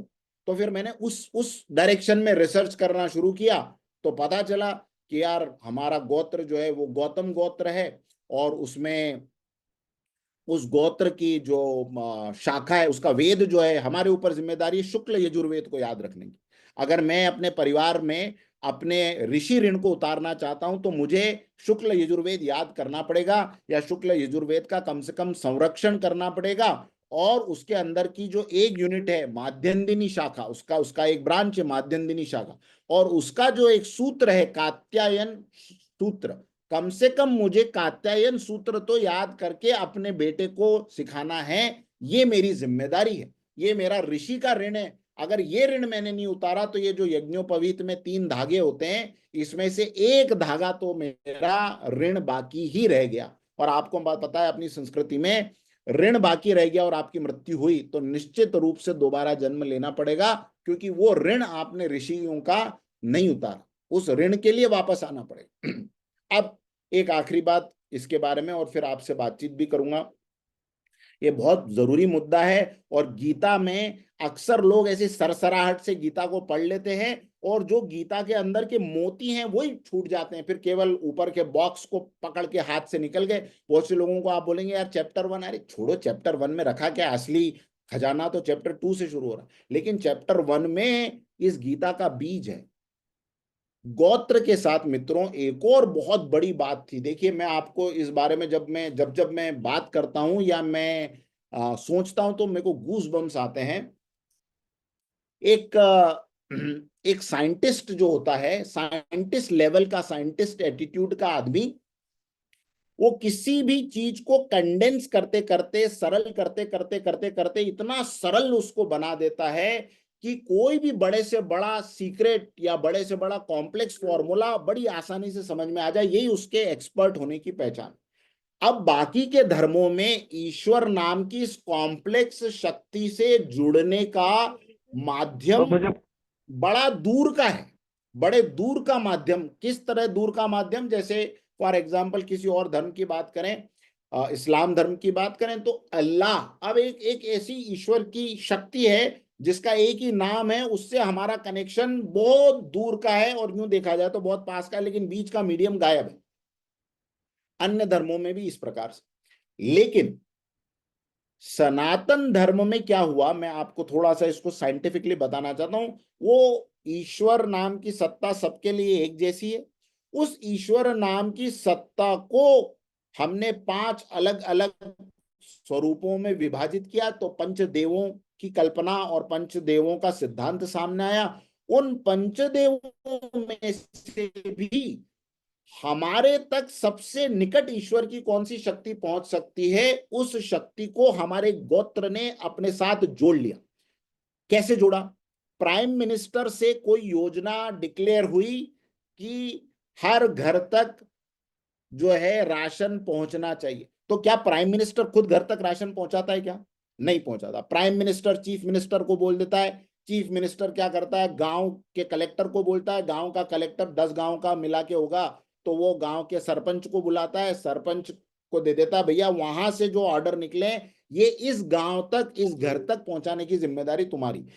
इसी तरह इस ईश्वर की बड़ी व्यवस्था में हम तक क्लोजेस्ट ईश्वर की शक्ति के रिप्रेजेंटेटिव के रूप में जो शक्ति खड़ी है, उस शक्ति को हमारे गोत्र की देवी कहा जाता था, जिसको हम कहते थे कुल देवी। क्या कहा जाता था? याद रखिएगा, कुल देवी कौन है? कुल देवी कोई अलग से देवी नहीं है, वो उस परमपिता परमात्मा का प्रधानमंत्री से लेकर सरपंच तक का रूट तय करते हुए आई हुई शक्ति है, जो केवल और केवल आपके कुल की भलाई के लिए ईश्वर की तरफ से अपॉइंटेड है। हर गोत्र की एक देवी होगी। जैसे मेरा गोत्र है गौतम, तो इस दुनिया भर में जितने भी गौतम गोत्रीय ब्राह्मण होंगे, उन सबको संरक्षण देने की जिम्मेदारी ईश्वर की जिस शक्ति की है, वो मेरे गोत्र की कुलदेवी कहलाएगी। समझ रहे हैं आप इस साइंस को? बहुत बहुत ध्यान से समझना। वहां से जो ईश्वर की तरफ से जो योजनाएं चली, वो मुझ तक पहुंचाने की सबसे ज्यादा जिम्मेदारी जिसकी है, जिस सत्ता की है, वो है मेरी कुल देवी। हर गोत्र की एक कुल देवी हुआ करती थी। अब जैसे अर्जुन की जो चिंता थी वो महाभारत के इतने समय बाद आज दिख रही है कि हमें ना अपना गोत्र पता है, ना हमारी कुल देवी के बारे में हमें पता। पहले किसी भी प्रकार के मांगलिक कार्यक्रम में सबसे पहले जिसको याद किया जाता था वो कौन था? वो आपकी कुल देवी थी। उनकी जिम्मेदारी क्या थी? उनकी जिम्मेदारी एक माँ की तरह आपके कुल का पालन करने की, आपके कुल के ऊपर आने वाली विपदाओं का हल ढूंढने की, आपको संरक्षण प्रदान करने की, आपकी संततियों की रक्षा करने की, उनको सही रास्ते पर चलाने की, आपके धर्म अर्थ काम मोक्ष के ये चारों पुरुषार्थों को सुरक्षित रखने की, ये जिम्मेदारी उस ईश्वर की तरफ से किसको दी गई थी? आपकी कुल देवी को दी गई। तो ये जो कुल धर्म है, इन परंपराओं में ये सारा ज्ञान छुपा हुआ था। अब हमें न वो देवी के बारे में पता है, न उस हमारे कुल के जो इष्ट देव थे उनके बारे में पता है, न हमारे कुल के गणेश। अब आज तो कोई भी कहीं भी पूजा कर लेता है, लेकिन जिन लोगों को ये गोत्र के विज्ञान के बारे में जानकारी होगी वो आपसे ये पूछेंगे आपके गणेश कौन है। अब हमें हैरान है, हमारे गणेश कौन है मतलब? तुम्हारे कौन है, हमारे कौन है? सबके एक ही हैं। सबके एक गणेश नहीं है।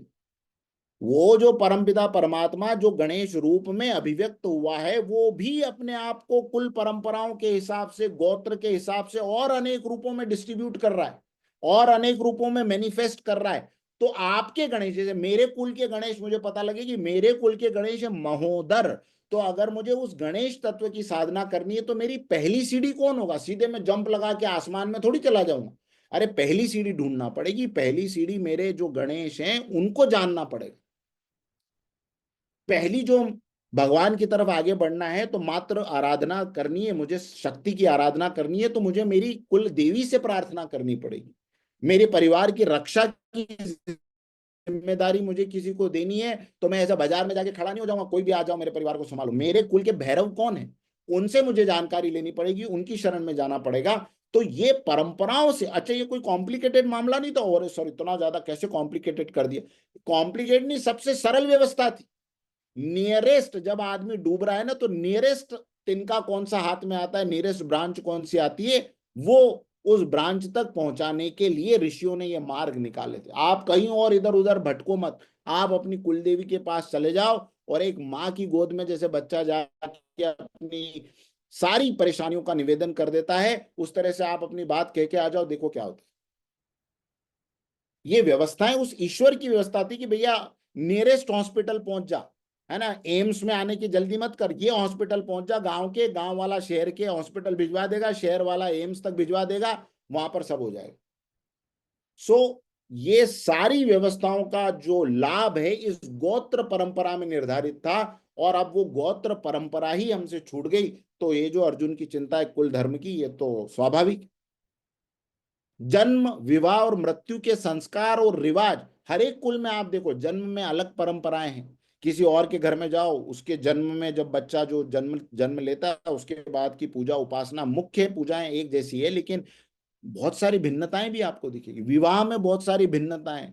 कोई जो है सासू जी अपने जमाई के नाक पकड़ती है, नाक पकड़ के घोड़े से उनको हिलाती है, कोई उसके ऊपर चावल मारता है। अनेक परंपराएं, गांव गांव में अलग अलग रिवाज हैं, मृत्यु के संस्कार और रिवाज अलग अलग हैं, जीवन की पद्धतियां अलग अलग है, कुल के आपसी रिश्ते नाते अलग अलग हैं। इतना सारा ये विज्ञान, इसके बीच में समाज का जो जुड़ाव रहा, इसको तय करने का काम ये कुल धर्म ने किया। ये अब हम भूल गए और फिर रो रहे हैं कि यार हमारे घर में ये क्यों आए दिन परेशानियां आती रहती, और ये क्यों आता रहता और वो क्यों आता रहता। भाई ये आप चैनल से कट गए ना, एक इलेक्ट्रिसिटी का चैनल वहां से शुरू हुआ था, मेन ग्रिड की बिजली आपको सीधे भेज देते तो सारे बल्ब फ्यूज हो जाते आपके। तो डायरेक्ट मेन ग्रिड से मत जुड़ो। मेन ग्रिड को नमस्कार करते हुए उन ग्रिड्स को कहाँ, टावर्स में, टावर से फिर छोटे वाले टावर में, फिर आपके सोसाइटी के बिल्डिंग के मेन स्विच तक, और वहां से आप तक कैसे पहुंचाया गया है, इस व्यवस्था को हमें समझना पड़ेगा। और इसी में हमारा जो है उन्नति और कल्याण छुपा हुआ है। तो अर्जुन कहता है कि अगर ये सब नष्ट हो गया, ये पूरा साइंस खत्म हो गया, तो अधर्म की बढ़ोतरी हो जाएगी, फिर लोग अपना मनमाना आचरण करेंगे। मुझे क्या पता मेरा बाप कौन था यार, मुझे क्या पता मेरे दादा कौन थे, मैं आज की तारीख में बैठा हुआ हूँ, मुझे खाना पीना है, मुझे ऐश मारना है, मुझे नहीं फर्क पड़ता कि मेरे दादाजी कौन थे। तो मनमाना आचरण, रिश्तों में गिरावट, परिवार का सिकुड़ना और टूटना, नई पीढ़ी का बिगड़ना, ये सब शुरू हो जाएगा। अर्जुन को वहां से दिख रही थी ये सारी बात। जेनेटिक एरर्स, एक ही कुल में गोत्र में शादियां होगी तो क्या होगा, आपने देखा होगा। हाँ आजकल ऐसा हो रहा है। कजिन्स में शादियां हो जा रही है। हाँ, और तो और अभी तो हमने वो सुना, आज ही मैंने किसी से डिस्कस कर रहा था कि वो शोएब शोएब अख्तर है, वो सानिया मिर्जा के जो हस्बैंड थे, तो उसने अभी अपनी बहन से शादी कर ली। तूतेन खामेन का नाम सुना है आपने? एक मिस्र में एक फेरो हुआ, तूतेन खामेन के पिताजी ने अपनी ही बेटी यानी तूतेन खामेन की बहन से शादी करी, बड़ी बहन होगी उसकी, और उससे जो लड़का हुआ वो ये था तूतेन खामेन। और उसको इतनी ज्यादा जिंदगी भर बीमारियां रही, उस समय के इजिप्ट के डॉक्यूमेंट्स मिलते हैं तो रीढ़ की हड्डी में बीमारियां, खून की अनेकों बीमारियां, कैसे? इसी प्रकार से ये जेनेटिक म्यूटेशन, जेनेटिक एरर्स, इस तरीके से। उसके बाद क्या हुआ? फिर वो कहता है कि अगर ऐसा सब हो जाएगा भगवान, तो सबसे बड़ा जो डेंजर मुझे दिखाई दे रहा है कि ये जो अधर्म बढ़ जाएगा, कहीं कोई किसी के साथ भी जो है शादी करेगा, और न कोई किसी के गोत्र चेक कर पाएंगे, क्योंकि सब मर ही जाएंगे, तो बचे हुए जो हैं वो तो फिर जैसे हैं वैसे रहेंगे। तो कृष्ण फिर ऐसे में कुल की स्त्रियां दूषित हो जाएगी, और स्त्रियों के दूषित होने से वर्ण संकर उत्पन्न हो जाएंगे। अब यहाँ पे अर्जुन की और हमारे महाभारत के समय के समाज की दृष्टि देखिए। अर्जुन जिसकी सबसे ज्यादा चिंता करता है वो है कुल की स्त्रियां, और स्त्रियों के बारे में वो कहता है कि अगर ये दूषित हो गई, अगर ये अधर्म के रास्ते पे निकल गई, तो वर्ण संकर संतानें पैदा होने लगेंगी। और वर्ण संकर क्या है, इसको थोड़ा सा समझ लें। स्त्रियों का धर्म से डिग जाना वर्ण संकर संतानों की उत्पत्ति का कारण है। अब स्त्रियों का धर्म से कैसे डिग जाना, क्यों स्त्रियों की चिंता कर रहा है? पुरुष, एक तो सबसे बड़ी बात, युद्ध में तो सारे पुरुष निपट ही जाएंगे, तो वैसे ही बचेंगी अब स्त्रियां या छोटे बच्चे जो आगे चल के पुरुष बनेंगे। तो स्त्रियां जो है, एक तो परिवार की धुरी है, दो परिवारों को संभालती है, माता पिता का परिवार और सास ससुर का परिवार, ये दोनों को संभाल रही। नई पीढ़ी की पहली आचार्य हैं, बच्चा सबसे पहले जिससे कुछ सीखता है वो उसकी माँ है। स्त्रियां मर्यादाएं तय करती है परिवारों में, ये होना चाहिए, ये नहीं होना चाहिए, और जो तय करती है फिर उनको पालन करने करवाने की जिम्मेदारी। हम लोग पुरुष लोग तो निकल जाते हैं, हाँ बहुत अच्छा है, करो दिवाली की तैयारी। वो लगी है दिन भर बेचारी दिवाली की तैयारी करने में, ये करने में, वो करने में। हम आते हैं, हाँ चलिए आओ बैठो पूजा शुरू करो। ये पूजा के पहले इतना सब किसने करा, कहाँ से हुआ? इनको पालन, इन मर्यादाओं का जो आप बोल के चले गए थे उनका किसने पालन किया, करवाया? ये स्त्रियों का धर्म था। और अगर ये धर्म से डिग गई तो इसी से वर्ण संकर संतानें पैदा होगी। और वर्ण संकर किनको कहते हैं? ये संकरता शब्द, इसमें वर्ण और संकर दो शब्द हैं, इसमें संकरता को पहले समझ लीजिए। संकरता का मतलब ही म्यूटेशन है, एरर्स का आ जाना। अब ये संकरता केवल वर्ण में नहीं है, जब इस प्रकार से बेमेल विवाह होने लगेंगे, तो बेमेल विवाह से उत्पन्न जो संतानें हैं वो केवल वर्ण से नहीं, वो अपने वेश से भी संकर होगी। ब्राह्मण ब्राह्मण परिवार के बीच में विवाह हुआ, तो छोटा बच्चा देख रहा है मेरे दादाजी भी धोती पहनते हैं, मेरे नाना जी भी धोती पहनते। अब ब्राह्मण का विवाह हुआ मुस्लिम परिवार में, इधर धोती पहनते हैं उधर पजामा पहनते हैं, तो ये क्या पहनेगा? ये बीच का रास्ता निकालेगा, ये बरमूडा पहनने लग जाएगा, है ना? तो क्या हुआ? अब ये वेश संकरता हुई कि नहीं हुई? धर्म संकरता, जाति की संकरता, कर्म की संकरता, भाषा की संकरता। हाँ, भाषाएं भी अलग अलग आ गई है, वो बच्चा ना इधर की सुन पा रहा है ना उधर की समझ पा रहा है। ये भाषा की संकर, आहार की संकरता। एक एक्स तरह की डाइट लेता था, दूसरे के परिवार में दूसरी तरह की डाइट थी, अब ये मिल गए, वेज नॉन वेज वाले दोनों आपस में मिल गए, क्या होगा? आहार की संकरता। तो वर्ण जो है इसमें, अब ये संकरता आपको समझ में आ गई बेमेल विवाहों से। अब इसको हम चाहे लव मैरिज कहें या आ, बिना सोचे समझे, इतनी सारी चीजें, केवल आपस में प्यार हुआ और शादी कर ली, ये एक अलग सब्जेक्ट है। लेकिन इतनी सारी बातों का विचार, क्योंकि आप, भारतीय समाज ने, भारतीय धर्म की दृष्टि केवल ये नहीं रही कि आप दोनों को आपस में प्यार हुआ इसलिए you are eligible for getting married. आपकी शादी समाज में एक नए व्यक्ति को जन्म देने के लिए एक उसका माध्यम है, इसलिए आपको इन सब चीजों का ध्यान रखना जरूरी होगा।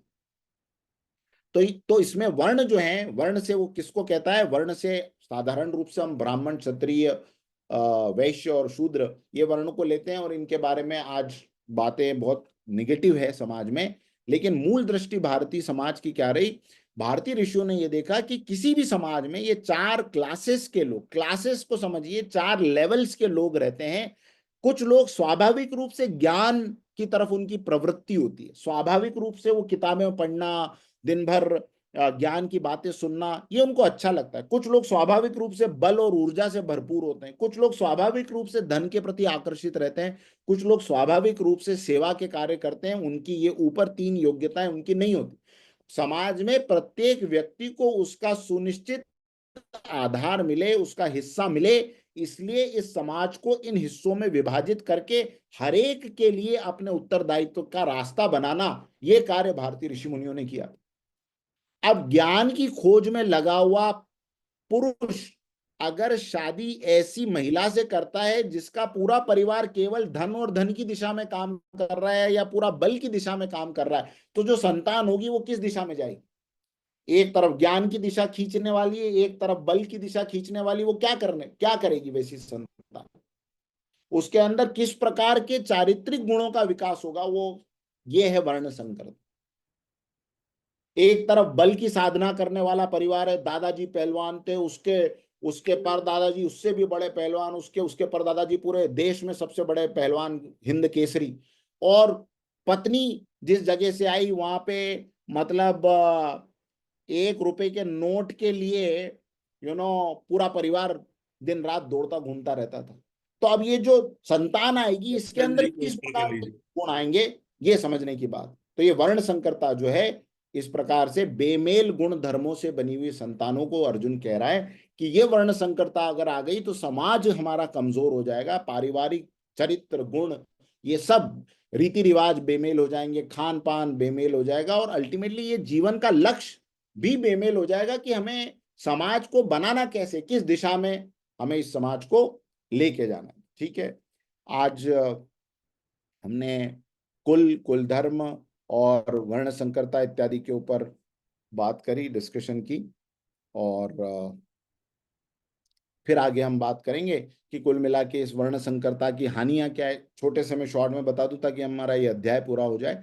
एक, शारीरिक रूप से वर्ण संकरता से क्या होता है? कमजोर संतानें उत्पन्न होने लगती है, कर्तव्यों के बारे में भ्रम होता है, मूल कर्तव्यों की उपेक्षा होने लगती है। अब वो संतान है, वो कह रहा है मम्मी आप तो कहते हो कि पैसा कमाना जरूरी है, पापा कहते हैं कि ज्ञान लेना जरूरी है, मुझे तो किसी की बात अच्छी नहीं लगती, मुझे तो लगता है वो पड़ोसी जो कर रहा है वो ज्यादा अच्छा है कि वो अपनी हेल्थ बना रहा है और वो आर्मी में जा रहा है और ये हो रहा है और वो हो रहा है। मूल कर्तव्यों की उपेक्षा, परंपराओं का लोप। परंपराएं एक की एक, अब जब गोत्र अलग हो गए तो एक की कुल देवी के यहाँ पर जो है बलि चढ़ती है, एक एक एक कुल देवी के यहाँ पर जो है सात्विक पूजाएं होती है। अब वो कहेगा यार मुझे तो समझ में नहीं आ रहा क्या करना है, इधर जाना है उधर जाना है, तो परंपराएं छोड़ देंगे। पिंडोदक क्रियाओं का लोप हो जाएगा। पिंड उदक क्रियाएं कौन सी है? पिंडोदक क्रिया का मतलब है, पिंड मतलब अन्न का गोला, उदक मतलब पानी। पूर्वजों को अन्न और पानी देने वाले लोग नहीं रहेंगे। अब इसमें दो चीजें समझ लीजिए, एक इसको मतलब वो जो पितृ चले जाते हैं उनकी बात बाद में करेंगे। अभी भी अगर इस तरह की वर्ण संकर संतानें होंगी तो उनका ना अपने पिताजी के कुल के प्रति कोई सम्मान रहेगा, ना माता के कुल के प्रति सम्मान रहेगा, और उस समय में समाज के जो बूढ़े लोग होंगे उनकी केयर कौन करेगा, उनको दाना पानी कौन पूछेगा? क्योंकि जो संतान है वो तो बिल्कुल ही उत्तरदायित्व से दूर अपने आप को अनुभव करेगी। तो एक चिंता उसकी ये है कि जो बचे हुए हैं लोग वो जब बूढ़े होंगे तो उनके दाना पानी की चिंता कौन करेगा, और दूसरा, मृत्यु के बाद जो अपने दिवंगत पितरों के निमित्त किए जाने वाले श्राद्ध तर्पण इत्यादि क्रियाएं ये कौन करेगा? और नहीं करने से क्या होता है? ये करने वाले जो हैं उनके पितृ जो हैं वो उच्च लोकों में रहते हैं। अब ये एक आध्यात्मिक विज्ञान है जिसके बारे में कभी हम डिटेल में बातचीत करेंगे। और न करने वालों को क्या होगा? आप जैसे यहीं पे समझ लो कि हमारे दादा दादी हैं और उनकी अब कोई चिंता कोई कर ही नहीं रहा, उनके पूर्वज, उनके जो आगे के वंशज हैं वो उनकी चिंता नहीं कर रहे, तो जो किसी जमाने में महलों में रहते थे आज वो वृद्धाश्रम में है कि नहीं? जो उनकी वृद्धाश्रमों में भी रहने की गति और स्थिति नहीं है वो आज सड़क के किनारे रोड पे पड़े हुए हैं कि नहीं है? तो ये अधोगति हुई कि नहीं हुई? उच्च लोकों में रहने वाले थे, आज नरक से भी ज्यादा बुरी यातनाएं भोग रहे हैं। क्यों भोग रहे हैं? क्योंकि आगे आने वाली संतानों ने वो जिम्मेदारियां नहीं ली। तो ये अर्जुन का भाव है कि वर्ण संकर संतानें अपने पूर्वजों के प्रति कोई भाव नहीं रखेगी, कुल की मर्यादा की कोई चिंता नहीं रहेगी, पूर्वजों के नाम को कलंकित करेगी, और ऐसा कलंक जो है उन पूर्वजों को नरक के समान दुखदायी रहेगा। ये मूल भाव है। और हर संस्कृति में आप देख लें, आप कितना भी कहें ये भारतीय संस्कृति में श्राद्ध यह है, मैं तो रिसर्च से साबित कर सकता हूं, दुनिया का कोई धर्म ऐसा नहीं है जो अपने दिवंगत पितरों के लिए कुछ न कुछ करता नहीं हो, किसी तरह का रिचुअल नहीं हो। तो हमारे यहाँ ही केवल श्राद्ध तर्पण इत्यादि की व्यवस्था नहीं, अलग अलग धर्मों ने अपने अपने हिसाब से बनाई हुई व्यवस्थाएं। उनकी याद में दिए हुए दान से क्या होता है, नई पीढ़ी पर सकारात्मक प्रभाव पड़ता है, समाज पर, समाज का परोपकार होता है, पर्यावरण का चक्र ये जो है संतुलित होता है। और स्वार्थी मनुष्य भी आप देखें, नास्तिक से नास्तिक मनुष्य, स्वार्थी से स्वार्थी मनुष्य भी दुनिया में और किसी पर्व त्योहार पे कुछ करे ना करे, उसको कहना यार तेरे पिताजी के निमित्त तो कुछ करेगा क्या भाई, तेरे पिताजी के निमित्त एक वृक्षारोपण करें, हाँ वो कहेगा हाँ, कितना भी स्वार्थी हो, वो कहेगा हाँ यार इनके लिए कर दो, इनकी वजह से तो मैं हूं। तो ये एक व्यवस्था थी पितृपक्ष कि जब भी कोई मनुष्य किसी और चीज में आस्था नहीं रखे, अपने परिवार में तो आस्था रखता है, कम से कम वो उसी के निमित्त तो उससे कोई अच्छा काम करवा लो, और समाज में कम से कम एक परोपकार के सिलसिले को चलता रहने दो, क्योंकि हमने उनको श्रद्धा दी तो वो श्रद्धा हम तक लौट कर आएगी ही आएगी, है ना।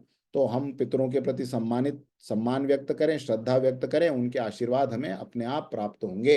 ये कुल मिला के इन सारी चीजों के भाव थे। बहुत सारी स्पेशल इंपॉर्टेंट चर्चाएं हुई। इसके ऊपर कोई प्रश्न है या रिफ्लेक्शंस हैं, आप कुछ इसमें ऐड करना चाहते हैं तो जरूर करें अगले 10 मिनट के लिए, और फिर हम शांति पाठ करेंगे। इस हफ्ते में केवल यही एक बुधवार का सेशन होगा, शनिवार का सेशन फिर से मैं किसी काम में व्यस्त हूं तो नहीं ले पाऊंगा, इसलिए इस वीक के सेशन के बारे में आपके जो भी बातचीत। यस, राकेश लालवानी जी।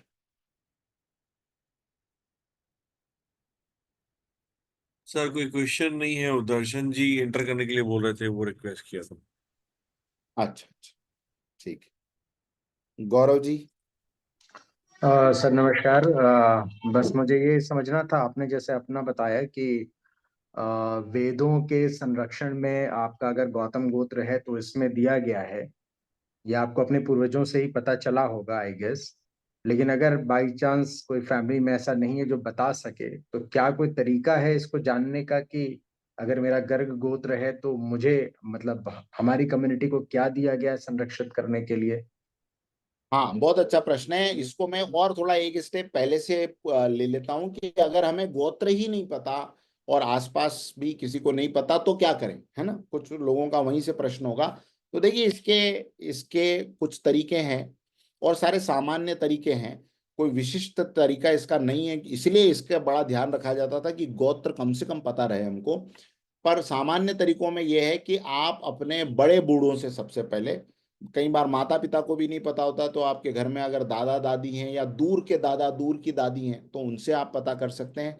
आपका हर एक का, हम सब शहरों में बस गए लेकिन हमारा मूल निवास शहर में नहीं है, हमारे पूर्वज कहीं ना कहीं किसी गांव से कनेक्टेड थे, तो उन गांव में जाके पता किया जा सकता है, उस गांव में तलाश की जा सकती है कि हमारा गोत्र क्या है। दूसरी बात। तीसरी बात, भारतीय संस्कृति में एक विशेष व्यवस्था बनाई गई थी कि मृत्यु के बाद में परिवार तीर्थ यात्रा करता था अपने पूर्वजों के, या तो अस्थि विसर्जन के लिए अथवा तो आगे चल के उनके श्राद्ध के लिए। इसमें दो मुख्य विशेष अ, जो तीर्थ हैं, उसमें एक तीर्थ है गया और एक तीर्थ है सिद्धपुर। सिद्धपुर है गुजरात में, और गया जो है आई थिंक बिहार में, गया है ना। तो गया गया में जब आप अपने पूर्वजों के निमित्त श्राद्ध करने के लिए जाते हैं तो ऐसा कहा जाता है कि गया में अगर आपने श्राद्ध कर दिया तो फिर आपके ऊपर हर साल उनके निमित्त श्राद्ध करने का जो है वो दायित्व नहीं रहता। हालांकि करना चाहिए, हर साल करना चाहिए, लेकिन आप कम से कम एक मनोवैज्ञानिक रूप से उससे मुक्त हो जाते। तो क्या होता था, जब आप गया में जाते थे तो वहां के पंडे, उनके पास पोथियां होती है, तो वो आपसे पूछते हैं आप किसके निमित्त आए हैं, आपका नाम क्या है, आपके दादाजी का, पिताजी का नाम क्या था, और वहां पे वो डेटा बेस कई सदियों से मेंटेन्ड है। उस डेटाबेस में से वो देख के आपको बता देंगे कि अच्छा अच्छा गौरव जी, आप, अच्छा आप अग्रवाल हैं, आपके आपके पिताजी का नाम ये था, देखिए आपका कुल मिला के आगे चल के ये गोत्र है। और न केवल गोत्र बताएंगे, वो आपको ये भी सारी जानकारियां दे देंगे कि आपके लिए कौन से वेद थे, आपको वेद की कौन सी शाखा थी, और आपके लिए उसमें कौन सा सूक्त था। कम से कम ये आपको वो इंफॉर्मेशन दे सकते हैं। आपकी कुल देवी कौन है, इसके बारे में भी जानकारियां दे सकते हैं। तो सबसे ज्यादा जिसको कहते हैं कि प्रभावी और आसान रास्ता है कि हरिद्वार, प्रयाग, गया, इन स्थानों पे अपने पूर्वजों के बारे में। और माता का जो श्राद्ध होता है, अगर हमें माता के श्राद्ध से उऋण होना है तो हमें सिद्धपुर जाना पड़ता है। तो सिद्धपुर जो है वहां पर मातृ श्राद्ध से, जैसे गया में जाके आप अपने पिताजी के श्राद्ध से उऋण हो सकते हैं, सिद्धपुर में माता जी। तो माता जी की पीढ़ी को अगर समझना है कि मेरी माता की माता की माता की माता कौन थी, तो वो वहां पर मेंटेन्ड है। तो वहां से इन सोर्सेस से पता किया जा सकता है। लेकिन इसमें गैप ये हो गई है कि अगर हमारे पहले वाली पीढ़ी ही नहीं गई गया, या उनके पहले वाली पीढ़ी वहां तक नहीं पहुंची, तो फिर वो डेटाबेस डिस्टर्ब हो गया होगा। तो इसलिए बहुत जरूरी है कि इन सब चीजों को पता करें, और इस तरीके से ही ये पता किया जा सकता वैसे मेरा ननिहाल ही गया है, है। और अरे क्या गया बात। तो मैं इतनी बार गया हूँ कि क्या बताऊं, लेकिन कभी ये सब बातें न सुनी न समझी न कभी बताई गई। और प्रयागराज भी मुझसे मुश्किल से 200 किलोमीटर की दूरी पर है, 250 किलोमीटर तो हूँ तो मैं आस पास, लेकिन जानकारी अभी आज आपसे हुई है। Thank ji you. जी। जी तो आपको बहुतों का उद्धार कर सकते हैं। कभी अगली बार गया जाएं तो एक बार एलसी ग्रुप पे डाल दें कि भाई किस किस को जी पूछवाना है अपने गोत्र के बारे में, जरा हमें भेज दें। तो वहां पे एक ही पंडित को अपन कॉन्ट्रैक्ट दे देंगे, वो सबके निकाल के हमें दे जी जी, बिल्कुल बिल्कुल, मुझे भी समझना पड़ेगा कि किसको दिया जाए। जी देंगे। जी, thank you. Yes, thank you. Agam जी।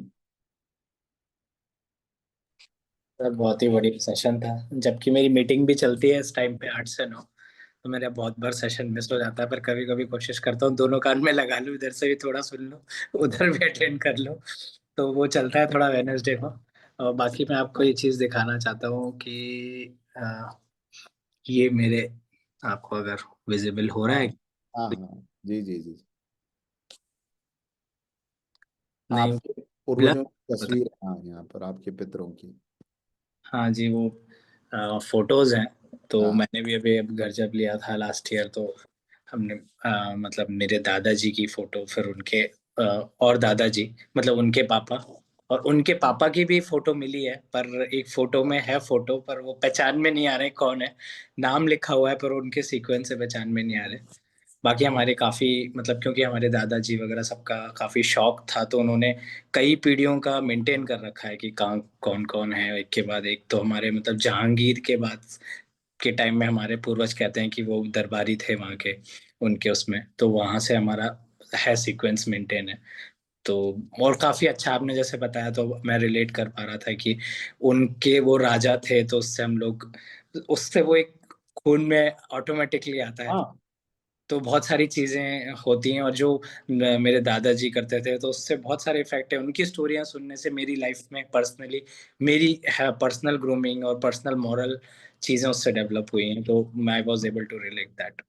देखिए कितना ये लाइव एग्जांपल है अगम जी का। तो आपके दादाजी आपके पहले गुजर चुके थे या थे आपके नहीं, साथ? 4 साल का था तब था। एंड ही वाज वेरी, मतलब एक्टिव, 96 ईयर्स जिए थे, और बिल्कुल स्वस्थ जिए थे मतलब।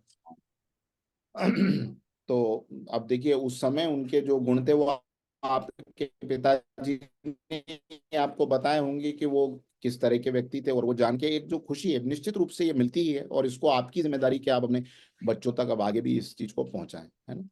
जी। यस, अरविंद जी और फिर दर्शन जी की तरफ चलें। नमस्कार सर।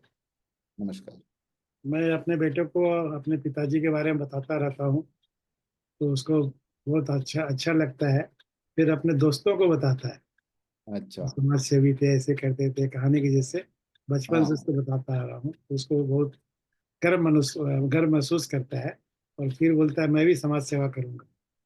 एक तो ये बहुत। है। दूसरी, महाराणा प्रताप सीरियल में हमने देखा कि एक रूम होता, बहुत बड़े हॉल होते थे, उसमें सब उसके पूर्वज के फोटो लगे रहते थे। तो महाराणा प्रताप जब भी डिस्टर्ब हो जाता था, चाहे कुछ समझ भी नहीं आता था क्या करूं, तो रूम में जाता था, फिर पूर्वजों से पूछता था क्या करूं नहीं करूं। ये परंपरा मेरे को सीरियल में देखने को मिली।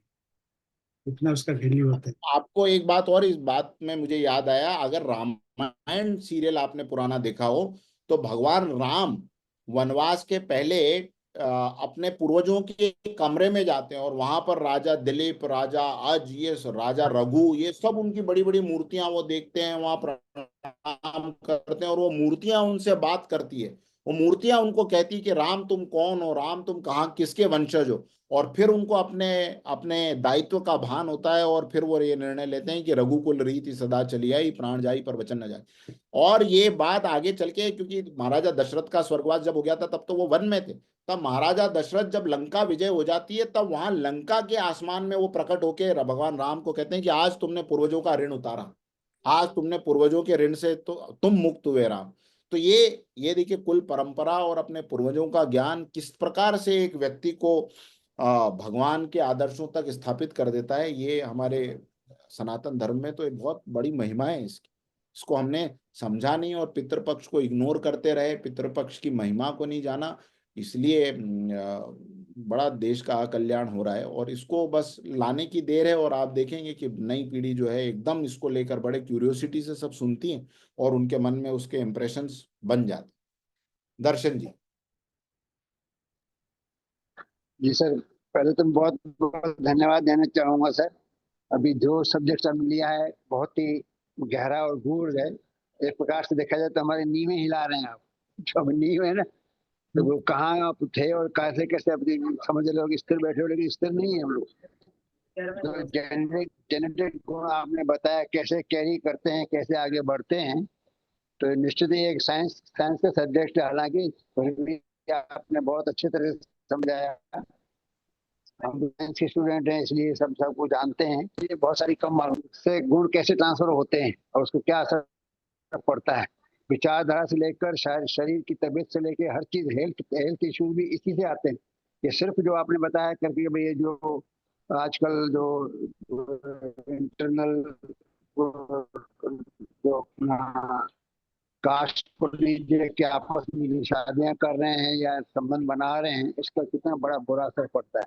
तो ये कल तो बहुत आपने अच्छा कर दिया सर, कल तो हमको भी आपने रुला दिया था। जिस तरह से आप इमोशनली हो गए थे, तो हम लोग वाकई में नई जनरेशन के लिए बहुत ही हम भी चिंतित रहते हैं सर कि उसको कैसे इस तरह के ज्ञान में जोड़ा जाए।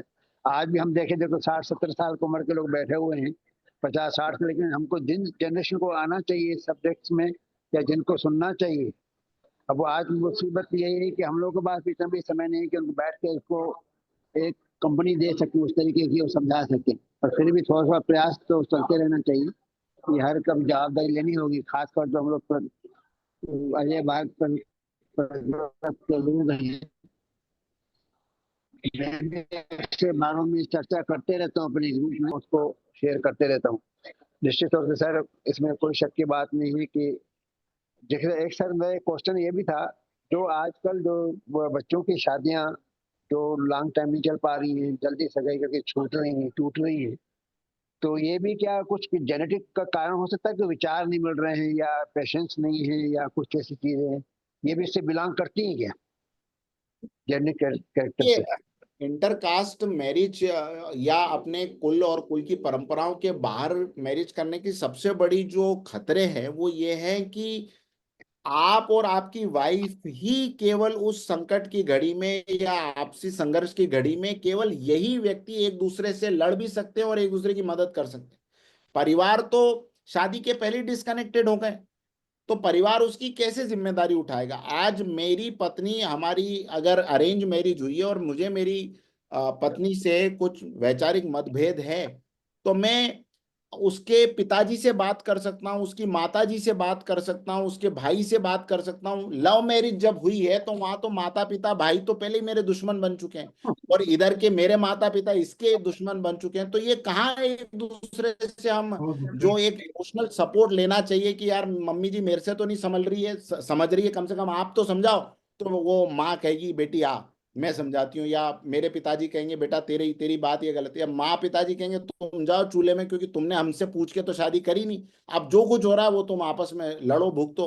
तो पहला तो यहाँ सबसे बड़ा गड़बड़ है क्योंकि परिवार का सपोर्ट पहले ही टूट जाता है। और जो मैं आज बता रहा हूँ आजकल माँ बाप क्या है, थोड़े से डर भी गए। पहले तो ऐसे थे, मूछे तूने हमारी नीचे कर दी, आज के बाद कभी देखना मत। पर आजकल ये हुए हैं कि चलो अब कर ही लिए तो अब क्या करें, हो जाओ इसके।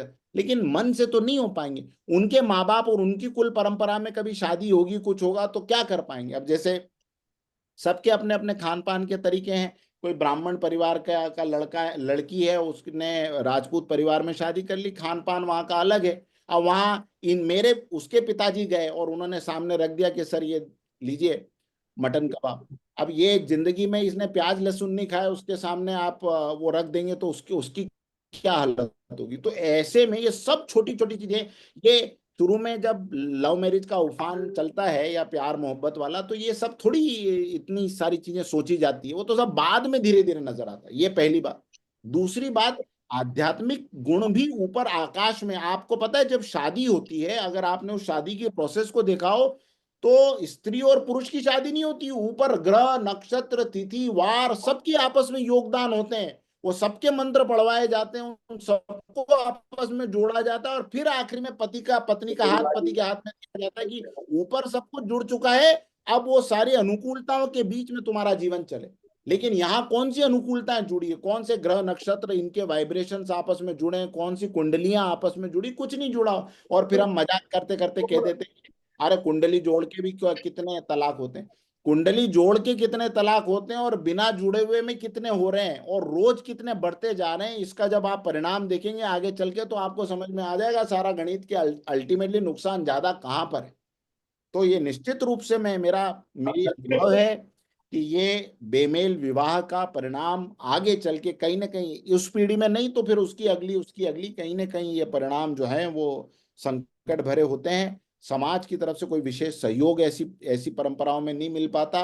कुल धर्म नष्ट होते हैं, कुल परंपराएं नष्ट हो जाती है, ये तो सब निश्चित रूप से सारी बातें। जैसे मैं ये भी पूछ जानना चाह रहा था, जैसे हम नक्षत्र राशि वगैरह मिलाते हैं तो उसी में हाँ भी आदमी के गुण स्वभाव आचार विचार सब पता चल जाता है, नक्षत्रों से ही पता चल जाता है कि इसका हाँ नक्षत्र में क्या क्या से गुण बच्चे में होने वाले हैं या होंगे, या इनका मेल उस सामने वाले से कितना मिलेगा क्या मिलेगा। तो आजकल वो भी चीज लोग अवॉइड कर रहे हैं, जितनी भी शादियां हो रही है कौन कुंडली मिलाता है क्या है, सब अवॉइड करो, ये करो वो करो। तो इसी वजह से जो विसंगतियां देखने की मिल रही है शायद इसीलिए मिल रही होंगी, क्योंकि निश्चित किसी रूप के से। पास कुछ पता ही नहीं है।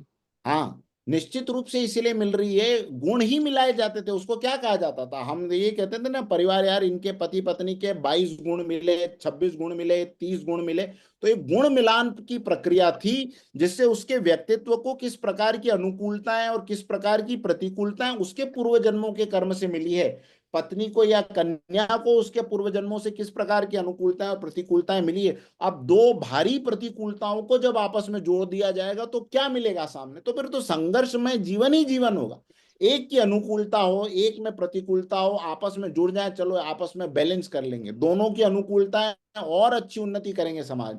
लेकिन इस प्रकार से बेमेल विवाह करके इन सारी पद्धतियों को, ऋषियों की, उनका मजाक उड़ा के जिस प्रकार का समाज बना रहे हैं, वो किस प्रकार का समाज बन रहा है उसको देख के आज हम कोई प्राउड फील कर सकते हैं क्या।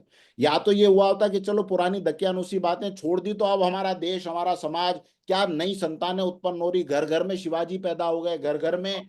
आप शिवाजी की बात ले लें, जीजाबाई का योगदान शिवाजी को बनाने में कितना था। एक मिनट के लिए सोचिए कि शाहजी महाराज किसी अन्य कुल की स्त्री से, जो मान लीजिए वैश्य कुल की स्त्री से विवाह होता है या किसी ब्राह्मण कुल की, वो ज्ञान में लगी रहती, उसके अंदर क्षत्राणी के संस्कार ही नहीं होते, तो शिवाजी को गोद में बिठा के क्या सिखा, वो तो उसको माला पहना पकड़ा देती, बेटा राम राम जपो, राधा राधा जपो, सीता सीता जपो, जो भी जपो। लेकिन वो शिवाजी को शिवाजी बनाने में जो जो रोल रहा, वो जीजाबाई का रोल रहा। और वो जीजाबाई जीजाबाई तब बन पाई जब वो एक ही कुल परंपरा से दो व्यक्ति मिले आके।